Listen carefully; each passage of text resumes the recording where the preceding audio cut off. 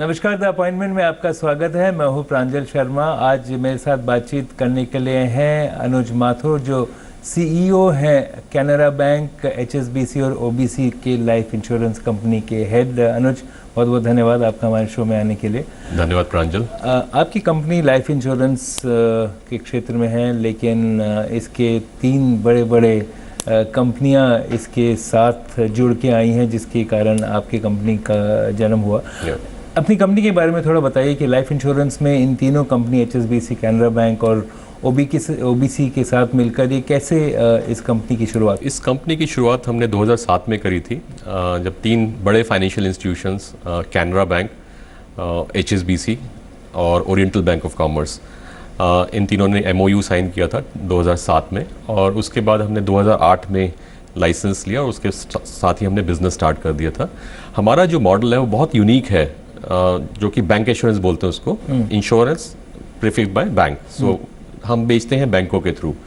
और इसका एक रीज़न है कि जो रिलेशनशिप एक जो बैंक की अपने कस्टमर के साथ होती है, उस रिलेशनशिप को फर्दर स्ट्रेंथन करने के लिए कि जहाँ पे हम उसको एक इंश्योरेंस प्रोडक्ट की चॉइस दे रहे हैं, वो इसका वो था ऑब्जेक्टिव। तो मतलब जो बैंक के ग्राहक हैं, तीनों बैंकों के जो ग्राहक हैं, आप उन्हीं को इंश्योरेंस बेचते हैं? हाँ, अभी तो हम उन्हीं कस्टमर्स को बेच रहे हैं, बिकॉज अगर इन 3 बैंकों के मैं कस्टमर्स देखूं तो करीब कोई 6 करोड़ कस्टमर्स हैं। अभी तक ये अप्रोच रही है, लेकिन आने वाले टाइम में हम बेचना चाहेंगे। तो बैंक के अकाउंट से जोड़कर बैंक के जो कंज्यूमर्स हैं, ग्राहक हैं, उनसे जुड़कर पॉलिसी बेचने में क्या फ़ायदा है? देखिए, एक तो फ़ायदा होता है एक ट्रस्ट कस्टमर का, वो बहुत बड़ी चीज़ होती है। बिकॉज इंश्योरेंस टिपिकली जैसे बेचा जाता है पास्ट में, वो एक पुश प्रोडक्ट की तरह से बेचा जाता है, जो कि कुछ हद तक होता है। बट हम बिलीव करते हैं कि एक जो रिलेशनशिप है, जहाँ पे बैंक का कस्टमर है और कई सालों से जुड़ा हुआ है बैंक के साथ, उसकी अगर जो इंश्योरेंस की नीड्स हैं, वो अगर उसको प्रॉपरली समझाई जाए और उसके साथ फिर ये पुल प्रोडक्ट बन जाता है। तो मान लीजिए कस्टमर है बैंक का, वो आपके पास आया और उसने अपनी जो उसकी रिक्वायरमेंट्स हैं वो दी हैं, और अगर आप उसको एक राइट प्रोपोजिशन दे पाते हैं कि आपकी ये रिक्वायरमेंट्स आएंगी इतने साल बाद, और ये लॉन्ग टर्म प्रोडक्ट है, ठीक है। बैंक के जो प्रोडक्ट्स होते हैं जनरली वो टिपिकली शॉर्ट टर्म होते हैं कि फिक्स डिपॉजिट आप ले लेंगे, मैक्सिमम जो उसकी टेनर होगा, अवधि होगी, वो 5 साल होगा। बट हम जो प्रोडक्ट बेचते हैं वो लॉन्ग टर्म है। तो मुझे, अगर मैं बैंक का ग्राहक हूँ, आपसे ये पॉलिसी लेने में मुझे कुछ खास फ़ायदा है, या मैं किसी और के पास जाऊँ उसके मुकाबले कि आप थोड़ा सस्ती दरों पे अपना इंश्योरेंस देंगे हमें? देखिए, हमारा जो मॉडल है उसका एक बहुत बड़ा फ़ायदा है, जो कि है इन टर्म्स ऑफ कॉस्ट। हमारे जो, क्योंकि हम बैंक के थ्रू बेचते हैं, तो हमारे जो एक्विजिशन कॉस्ट है, जो खर्चा है वो बहुत कम है, वो काफ़ी कम है। उसका बेनिफिट कस्टमर को मिलता है, तो इसलिए कस्टमर के लिए भी फ़ायदा है। फिर एक ये इंटीग्रेशन होता है। तो मान लीजिए आप बैंक के कस्टमर हैं, आपका सेविंग्स अकाउंट है, उसके साथ आपकी दूसरी इन्वेस्टमेंट्स हैं, और अगर लाइफ इंश्योरेंस भी है, तो आपको एक ही जगह पूरा जितनी भी आपकी जो फाइनेंशियल रिक्वायरमेंट्स है वो मीट हो रही हैं। तो ऐसा नहीं कि एक प्रोडक्ट ले आप एक बैंक के पास जा रहे हैं, दूसरे प्रोडक्ट ले कहीं और जा रहे हैं। सो वो एक इस चीज़ का एडवांटेज है। फिलहाल आपकी जो कंपनी है वो कौन से मुकाम पे पहुंची है? कहाँ तक आपकी बढ़त हो चुकी है? आपके जो 2008 से लेके आज तक जो आपने टारगेट रखे थे, आप क्या वहाँ तक पहुँच पाए हैं? हाँ, हमारा ग्रोथ काफ़ी अच्छा रहा है। जैसे हमने 2008 में बिज़नेस स्टार्ट किया, उसके बाद आज की डेट में अगर आप देखें 24 इंश्योरेंस कंपनीज़ हैं इंडिया में। उसमें हमारा जो लास्ट ईयर का जो पोजीशन थी वो नंबर 12 थी। सो हमने कंपेयर टू जो बाकी इंश्योरेंस कंपनी जो हमारे से पहले से थी, उनसे काफ़ी अच्छा किया है, और हमारे जो प्लान्स थे वो मीट हुए हैं। तो आप कहाँ तक जाना चाहते हैं? आप अपने आप को किस जगह देखना चाहते हैं? अगर आप अपनी रैंकिंग बेहतर करना चाहते हैं, या आपने कहा करीब 6 करोड़ आपके ग्राहक हैं, क्या आप उसको 20 करोड़ करना चाहते हैं? आपका क्या अभी आपकी क्या फिगर्स हैं? देखिए, हमारा जो लक्ष्य होगा वो तो टॉप पे पहुंचने का है, नंबर 1। बट हाँ, अभी जहाँ पे हम हैं उससे जो हमने जो लक्ष्य रखा है, बिकॉज एक स्टेप्ड अप्रोच होती है। अगर मैं ये बोलूँगा कि नहीं हम टॉप 3 में जाना चाहते हैं नेक्स्ट 3 साल में, वो पॉसिबल नहीं है। तो हमने जो लक्ष्य रखा है वो ये है कि नेक्स्ट 2 ईयर्स में हम नंबर 8 पोजीशन पहुँचेंगे। उसके बाद नेक्स्ट 5 ईयर्स में वील रीच टॉप 5। सो वो हमारा लक्ष्य है। और जहाँ तक रही बात कस्टमर्स की, सो हमारे कस्टमर्स खुद ग्रो करेंगे। जैसे कैनरा बैंक, ओरिएंटल बैंक, वो ब्रांचेस ओपन कर रहे हैं, कस्टमर्स एक्वायर कर रहे हैं, सो उससे हमारा कस्टमर बेस बढ़ता रहता है। तो ये जो 6 करोड़ की हम बात कर रहे हैं, ये एक स्टैटिक नंबर नहीं है जब हमने स्टार्ट किया था ये नंबर कम था और बढ़ गया और ये और बढ़ता जाएगा। सो उसके हिसाब से हमारे जो कस्टमर्स, जो पोटेंशियल कस्टमर्स हैं वो भी बढ़ते जाएंगे और उसमें जैसे जैसे हम अपना पेनिट्रेशन बढ़ाएंगे, जैसे आज की डेट में अगर मैं बात करता हूँ तो लेस देन 1% है। अगर वो 1% अगर हम आराम से 15-20% तक ले जाते हैं तो बड़े आराम से हम जो जिस मुकाम की बात कर रहे हैं, जिस रैंक की बात कर रहे हैं, वो उस पर हम पहुंच जाएंगे। आज जो ग्राहक आपके पास आते हैं बैंकों के ज़रिए, वो क्या मांगते हैं आपसे, उनकी क्या मांगे हैं? देखिए, ज़्यादातर जो कस्टमर्स आते हैं उनका एक होता है कि हम जब अभी हमारी एक्टिव लाइफ है, we are earning, so retirement, post retirement हम किस तरह से अपना प्लानिंग, फाइनेंशियल प्लानिंग कर सकते हैं। आप अपने आप को कैसे डिफरेंशिएट कर पाते हैं? जैसे there are several companies and there is an improved understanding of life insurance products, but for a company that is depending on 3 banks, आप अपने आप को, उन जो ग्राहक हैं बैंक के, उनके पास बाकी विकल्प भी हैं। वो सीधा किसी इंश्योरेंस कंपनी के पास भी जा सकते हैं या अपने बैंक से जुड़ी हुई इंश्योरेंस कंपनी के पास जा सकते हैं। तो आपके पास ऐसा क्या है जिसके कारण वो आपके पास आते हैं? देखिए, मैंने जो एक मॉडल बताया, बैंक एश्योरेंस मॉडल जो हम फॉलो करते हैं, जहाँ पे जो कस्टमर बैंक के साथ जुड़ा है वो बहुत कंफर्टेबल है कि बैंक का ही जॉइंट वेंचर है। सो एक तो एक वो रीज़न होता है। दूसरा, जैसे मैंने बताया, जो हमारी कॉस्ट है, जो हमारे खर्चे हैं, वो बाकी कंपनीज के मुकाबले काफ़ी कम है। जो हमारा ऑपेक्स रेशियो है वो काफ़ी कम है। सो एक वो दूसरा बेनिफिट होता है। तीसरा, जो मैंने आपको बताया कि वो ट्रस्ट फैक्टर जो होता है कि अगर मैं अपने बैंकर के पास जा रहा हूँ, जो मेरे लिए सुटेबल है वो ही प्रोडक्ट मिलेगा। सो ये 3 फैक्टर्स हैं। इनको ये नहीं डर लगता कि हमको कोई गलत पॉलिसी बेच दी जाएगी, क्योंकि बैंक के साथ आप जुड़े हैं? हाँ, इसलिए एक लंबा रिश्ता बना रहेगा। बिल्कुल।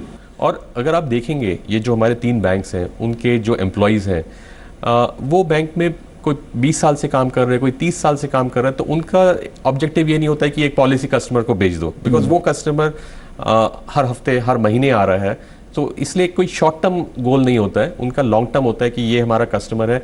ऐसा नहीं होना चाहिए कि हमने इसको इंश्योरेंस प्रोडक्ट बेचा और कल को वो बैंकिंग भी बंद कर दे कि आपने हमें गलत चीज़ बेची, तो now we are not interested. एक जवाबदेही बनी रहेगी। बट ये बहुत ज़रूरी मुद्दा है। अनुज, आप हमको बता रहे थे कि आपकी कंपनी लाइफ इंश्योरेंस में किस तरह से अलग अलग प्रोडक्ट्स बेच रही है, लेकिन एक बड़ा मुद्दा यहाँ पर ये देखा गया है कि इंश्योरेंस सेक्टर में लोग जब इंश्योरेंस खरीदते हैं वो निवेश के लिए खरीदते हैं, लेकिन रिस्क के लिए नहीं खरीदते हैं।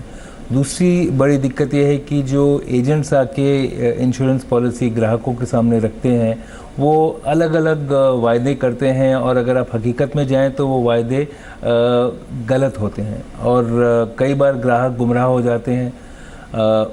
ऐसी स्थिति में आपकी जैसी कंपनी इस तरह का जो काम है उसको रोकने के लिए क्या कदम उठा रही है? देखिए, सबसे महत्वपूर्ण बात जो है इसमें वो एक अवेयरनेस की है कि जब आप कस्टमर को प्रोडक्ट बेच रहे हैं, आप उसको, जैसे आपने ठीक कहा, आप क्या कह के उसको बेच रहे हैं। सो हमारे यहाँ पे बहुत सारे हमने इनबिल्ट कंट्रोल्स रखे हुए हैं कि जिसकी वजह से कस्टमर को वही बताया जाए जो उस प्रोडक्ट का वो है, फीचर्स हैं। तो जैसे हमारा एक, हम उस डॉक्यूमेंट को बोलते हैं की इन्फॉर्मेशन डॉक्यूमेंट, जिसमें जो भी प्रोडक्ट के जो फीचर्स हैं वो एक पेज में मेंशन है, वहाँ पे लिखे हुए हैं। क्योंकि इंश्योरेंस कॉम्प्लिकेटेड प्रोडक्ट्स हैं, वो मानते हैं हम, लेकिन अगर हम कस्टमर को उस प्रोडक्ट के जो टॉप के 4 या 5 रीजंस हैं कि अगर आप खरीद रहे हैं, आप क्यों खरीद रहे हैं, अगर वो क्लियरली कम्युनिकेट हो जाता है तो मिस सेलिंग की जो चांसेस हैं बहुत मिनिमाइज हो जाते हैं। तो एक तो हमारा है कंट्रोल जो सेलिंग के टाइम पे है, जिसके लिए हम अब टाइम टू टाइम जो हमारे बैंक के जो एम्प्लॉयज़ हैं, जो लाइसेंस्ड हैं, उनको हम स्पेसिफाइड पर्सन्स बोलते हैं, उनकी टाइम टू टाइम हम ट्रेनिंग करते हैं। एक तो है जो रेगुलेटर ने प्रिस्क्राइब की हुई है कि मिनिमम 50 आवर्स की ट्रेनिंग है, वो तो है अलग से। उसके अलावा हम रेगुलर बेसिस पे प्रोडक्ट्स की ट्रेनिंग देते हैं। हम उनको मार्केटिंग मटेरियल देते हैं जिस पे बड़ा क्लियरली प्रोडक्ट के जो फीचर्स हैं इजी तरीके से लिखे जाते हैं कि chances of mis selling are minimal, वो हम करते हैं। उसके बाद जब बिजनेस लॉगिन हो जाता है तो हमारे यहाँ से की जाती है प्री इशुएंस वैलिडेशन कॉलिंग। तो कस्टमर को पॉलिसी इशू करने से पहले हम कॉल करते हैं, कस्टमर को बताते हैं कि हम ये रिकॉर्डेड लाइन पे बात कर रहे हैं और हम आपको फीचर्स बताएंगे, और अगर आपको कहीं पे कोई डिसएग्रीमेंट है तो प्लीज़ आप हमें बताइए और हम उस हिसाब से फिर आगे प्रोसीड करेंगे। तो इसमें हमने देखा है, जब से हमने ये स्टार्ट किया है, कुछ केसेस में अगर कस्टमर की अंडरस्टैंडिंग डिफरेंट है, और वो ज़रूरी नहीं है कि जो हमारा स्पेसिफाइड पर्सन है उसने कुछ गलत बताया, कई बार कस्टमर नहीं समझ पाता है, तो ये जो हम कॉल करते हैं प्री इशुएंस वैलिडेशन कॉलिंग, उसमें सारे फीचर्स उसको बताते हैं, क्या रिस्क एपिटाइट है वो बताते हैं। उसके बाद अगर ये आपकी कंपनी कर रही है, लेकिन आपको लगता है कि उद्योग के स्तर पर जो सारी इंश्योरेंस कंपनियां हैं वो एक साथ मिलकर फाइनेंशियल लिटरेसी लोगों को समझाने के लिए और बड़ा कदम उठाएं? जैसे म्यूचुअल फंड इंडस्ट्री ने फाइनेंशियल लिटरेसी पर बहुत कदम उठाए हैं, बड़े बड़े कैंपेन चल रहे हैं टीवी पे, प्रिंट पे, ऑनलाइन, और रोड शोज़ भी किए हैं कि लोगों को समझ आए कि म्यूचुअल फंड होता क्या है, उसमें क्या फ़ायदे हैं, क्या नुकसान हैं, और किस तरह से सही म्यूचुअल फंड चुनें। उस तरह से इंश्योरेंस पॉलिसीज़ को सही तरीके से चुनने के लिए इंडस्ट्री के लेवल पे क्या कदम हो? सो इंडस्ट्री के लेवल पे कई प्रयास चल रहे हैं। जैसे एक तो कर रहा है रेगुलेटर IRDAI, वो टाइम टू टाइम अगर आपने देखा हो न्यूज़पेपर्स में, थ्रू रेडियो, इंश्योरेंस के जो बेनिफिट्स हैं और क्या चीज़ों पे कस्टमर्स को ध्यान रखना चाहिए वो टाइम टू टाइम बताते हैं। उसके अलावा एक हमारी बॉडी है life council, life insurance council, वो भी टाइम टू टाइम ये सब करती है। फ़र्क ये है कि म्यूचुअल फंड जो है वो काफ़ी टाइम से हैं, इंश्योरेंस कंपनीज प्राइवेट सेक्टर वाली जो है पिछले 15 साल में आई हैं, तो वो धीरे धीरे पिकअप हो रहा है। तो ये तो हो गया इंडस्ट्री के लेवल पे। दूसरा, इंश्योरेंस कंपनीज, ज़्यादातर सारी इंश्योरेंस कंपनीज का एक इंश्योरेंस अवेयरनेस बजट होता है। ये रेगुलेटरी रिक्वायरमेंट है IRDAI की तरफ से है कि एक आपकी इंश्योरेंस अवेयरनेस पॉलिसी होनी चाहिए। उसमें कंपनी को एक बजट एलोकेट करेंगे, जो वो स्पेंड करेंगे कस्टमर को जागरूक करने में, उनको फीचर्स बताने में, उनके इंश्योरेंस का बेनिफिट बताने में। तो ये सब चीज़ें हैं, और ये टाइम टू टाइम, क्योंकि मैं इंश्योरेंस में हूँ तो मैं देखता हूँ कि ये हो रही हैं, और रेगुलेटर का भी अब यही फोकस है कि ये हमें और बढ़ाना है। आप ठीक कह रहे हैं, अभी उस स्तर तक नहीं पहुँचे हैं, बट आप देखेंगे नेक्स्ट 2 से 3 साल में ये कहीं ज़्यादा हो जाएगा। और क्लेम डिस्पर्सल पर भी जोर होना चाहिए, क्योंकि बेचने के लिए तो काफ़ी कंपनियां एकदम तत्पर रहती हैं, लेकिन एक बार मैंने इंश्योरेंस पॉलिसी ले ली, लेकिन बाद में कभी क्लेम लेने का मौका आया, उस समय जो दिक्कतें होती हैं वो हमेशा बढ़ चढ़ के आती हैं। इस पर आपकी कंपनी में और इंडस्ट्री लेवल पर कुछ ऐसे पैरामीटर्स हैं जिसको कह सकते हैं कि आपके क्लेम्स जो हैं वो बहुत जल्दी निपटाए जा रहे हैं अब? इसमें एक तो पहले मैं बता दूं कि गवर्नमेंट ने क्या इनिशिएटिव लिया है। जब ये नया इंश्योरेंस एक्ट आया था, उसमें एक सेक्शन 45 होता है था, जिसको उन्होंने अमेंड किया, जिसमें उन्होंने अब नया जो रूल आया है वो ये है कि अगर आपने फर्स्ट 3 इयर्स में अगर कोई प्रॉब्लम है, अगर आपने कस्टमर को नहीं बताया, रिप्यूडिएट नहीं किया, तो उसके बाद आप नहीं कर सकते हैं। क्योंकि ज़्यादातर जो क्लेम्स पास्ट में जो लोग रेप्यूडिएट करते रहे हैं वो नॉन डिस्क्लोजर पे करते रहे हैं कि आपको कोई बीमारी है, आपने नहीं बताया, तो वो उसकी बेसिस पे हो जाता है। अब ये जो विंडो है ये सिर्फ 3 साल की है। अगर 3 साल के बाद मान लीजिए आपने कोई बीमारी नहीं डिस्क्लोज करी और कुछ नहीं डिस्क्लोज किया, इंश्योरेंस कंपनी का राइट खत्म हो जाता है रिप्यूडिएशन के लिए। ये बहुत बड़ी चीज़ हुई है जो इंडस्ट्री में हुई है। This came into being from December of 2014। तो एक तो ये तो इंडस्ट्री लेवल पे हुआ है। दूसरा, हमारी कंपनी के लेवल पे हमारा जो क्लेम्स रेशो है, हम 100% की तरफ पहुंच रहे हैं। शुरू में जब कंपनी नई होती है तो जो क्लेम्स आते हैं उनको एनालाइज करते हैं, बट धीरे धीरे हाँ थोड़ा सा टाइम लगता है, बट हम अब जो हमारे जो नॉन अर्ली क्लेम्स हैं वो काफ़ी उसकी प्रोपोर्शन ज़्यादा है, तो रिप्यूडिएशन का रेट बहुत कम है हमारा, नंबर 1। नंबर 2, जो भी रिप्यूडिएशन हम करते हैं तो ये ऐसा नहीं है कि एक एम्प्लॉय जो क्लेम्स डिपार्टमेंट में है वो व्यू बनाता है और नहीं, ऐसा नहीं है। अब जो हमारा जो प्रोसेस है, हमारी एक कमिटी है जिसमें क्लेम्स के भी होते हैं, सेल्स का भी होता है और कंप्लायंस के भी लोग होते हैं, और वो एक पूरा देखते हैं। उसके बाद उसके बाद जो फर्दर जो रिप्यूडिएशंस होती हैं वो मेरे पास आती हैं। तो मैं भी एक इंडिविजुअल केस पे देखता हूँ, और जहाँ पे हमें मेरिट लगती है कि नहीं इस केस में कस्टमर जेन्युइन है, तो हम उसमें एक्स ग्रेशिया के फॉर्म में देते हैं। फाइनेंशियल लिटरेसी पे बहुत काम हो रहा है, उसके साथ साथ फाइनेंशियल इंक्लूजन, प्रधानमंत्री नरेंद्र मोदी और वित्त मंत्रालय ने भी काफ़ी कदम उठाए हैं, और कोशिश और प्रयास ये है कि ज़्यादा से ज़्यादा लोगों को बीमा की सुविधा मिले। आपकी कंपनी इस पर कहाँ पर है फ़िलहाल? तो हमारी कंपनी, जैसे मैंने आपको बताया कि 3 बैंकों का जॉइंट वेंचर है, और अगर मैं कैनरा और OBC बैंक की बात करता हूँ, 8000 ब्रांचेस हैं इन 2 बैंकों की जो जगह जगह हैं, और खाली मेट्रोज़ में या मिनी मेट्रोज़ में नहीं है, रूरल एरियाज़ में, सेमी अर्बन में, सब जगह हैं। तो हमारे जो प्रोडक्ट्स हैं और उसमें जो सिंपल प्रोडक्ट्स हैं वो हमने ये जो छोटी ब्रांचेज हैं इनकी वहाँ पे भी अवेलेबल किया है। एक हमारा प्रोडक्ट है जो रूरल सेगमेंट को कैटर करता है, उसका नाम है संपूर्ण कवच, जिसमें हम बहुत ही कम दर पे एक प्योर प्रोटेक्शन प्रोडक्ट है, खाली इंश्योरेंस हम ऑफर करते हैं। सो वो हम करते आए हैं और हमने लास्ट 8 सालों में जो भी हमारा एक rural sector social sector target से हमने सरपास किए हैं। इवन लास्ट ईयर हमारा जो टारगेट था वो 24,000 पॉलिसीज़ का था और हमने 44,000 पॉलिसीज़ सोशल सेक्टर में हमने सेल की है। अभी तक आपका वहाँ पे क्या एक्सपीरियंस रहा है कि लोग जो पॉलिसी लेते हैं वो लगातार उसको भरते रहते हैं, हर साल उसका बीमा भरते रहते हैं, कि आपको लगता है 2-3 साल बाद वो रुक जाता है? ये कैसी स्थिति उभर के आ रही है? हाँ, नहीं तो हमारे केस में ये जो पॉलिसीज़ बेचती हैं ग्रुप पॉलिसीज़ होती हैं, तो कोई एनजीओ या कोई जो सेल्फ हेल्प ग्रुप होते हैं उनके मेंबर्स होते हैं जी।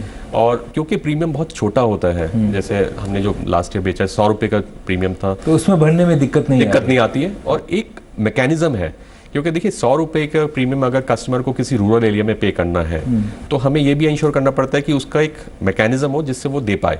तो ये जो सेल्फ हेल्प ग्रुप्स हैं और बैंक के थ्रू वो प्रीमियम भर पाते हैं और वो हमारे पास आ जाता है। आधार के होने से आपको फ़ायदा हुआ है क्या? हाँ, आधार के होने से फ़ायदा हुआ है और हम अब एक नए प्रोडक्ट पे काम कर रहे हैं, ओवर द काउंटर प्रोडक्ट, जिसमें आधार की बेसिस पे हम पॉलिसी इशू करेंगे।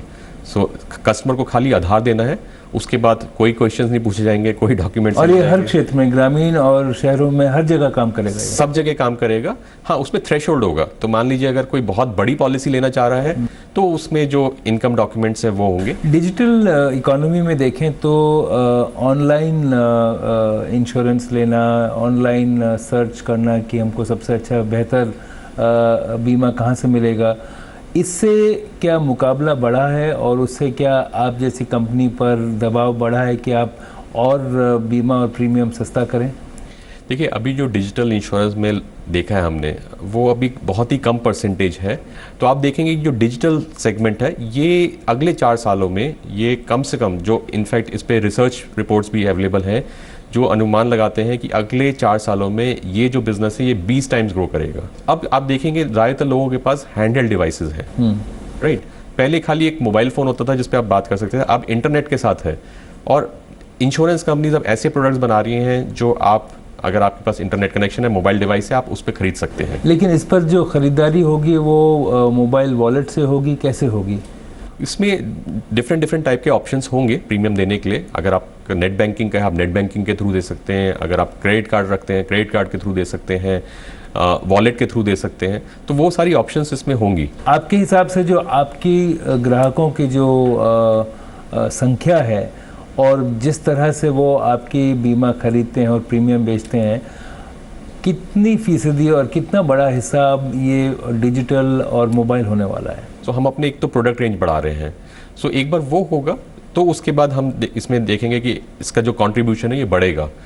जहाँ तक रही बात कस्टमर्स की, अब जो इंटरनेट और हैंडसेट हैं ये खाली मेट्रोज़ और मिनी मेट्रोज़ में नहीं है। जो अगर देखा हो, ये जो आजकल ऑनलाइन परचेज़ है ये छोटे छोटे शहरों में स्टार्ट हो गई है, जिससे पता लगता है कि अब कस्टमर कंफर्टेबल है ऑनलाइन परचेज़ के लिए। सो वो दिन दूर नहीं है कि जब ऑनलाइन लोग इंश्योरेंस बाय करेंगे। अभी भी करते हैं बट वो बहुत छोटी परसेंटेज है। मेरे हिसाब से ये जो बिज़नेस है ये ग्रो करेगा। ये अगले 5 साल में मिनिमम 20 से 25% कॉन्ट्रीब्यूशन इस सेगमेंट से आएगा। तो अगर कोई कंपनी अगर 1000 करोड़ का बीमा कर रही है तो कम से कम 200 से 250 करोड़ इस चैनल के थ्रू आएगा। क्या ये सस्ता भी होगा? इससे ग्राहक को क्या सहूलियत मिलेगी?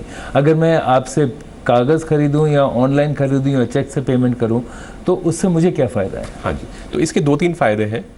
एक तो ईज़ ऑफ परचेस, कि आप घर बैठे या जहाँ पे भी हैं आप आराम से खरीद सकते हैं, और जो डॉक्यूमेंटेशन रिक्वायरमेंट्स होंगी वो भी नेग्लिजिबल होंगी। सो आप ऑनलाइन ही डॉक्यूमेंट सबमिट कर सकते हैं, वो हो जाएगा।